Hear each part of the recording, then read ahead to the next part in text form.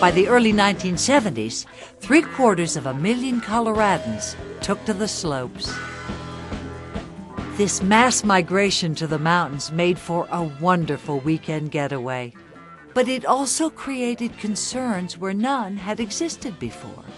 And later on, when areas were being developed, especially in the West, the Forest Service, that was their land that the ski area wanted to be developed on.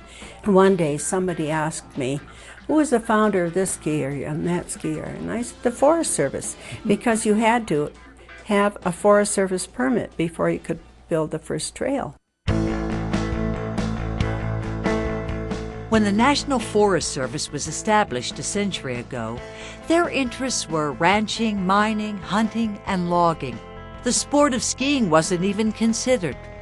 Today, 98% of Colorado's ski areas are on forested land. Forest Service has two things they must consider, and one is multi-use and one is protection. The two are rather diametrically opposed when you get right down to it. Now, the Wilderness Bill was passed in the 1960s, so that takes care of some of the protection. It's probably best described as a love-hate relationship. The Forest Service, up until recently, became a proponent of preservation. But prior to that time, the whole concept of the Forest Service was sustainable yield. The forests were to be used. Forest Service had no idea when they first granted these permits for skiing that you would be taking the whole mountain before you were through and building lodges all the way at the top.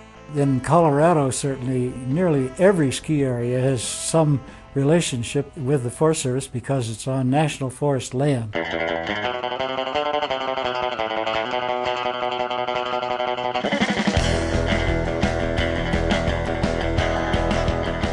1970 was the year of the first Earth Day. It was a celebration of the burgeoning environmental movement and a realization that development must coexist with preservation. 1970 was also the year that another ski area was built, Keystone, developed by Max Durkheim. The forest surrounded our skiing, actually. It was the venue.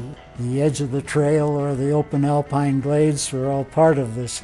And Keystone became the first area during construction able to use very high-powered helicopters to lift the entire tower structure and plant them without building roads into the different tower locations.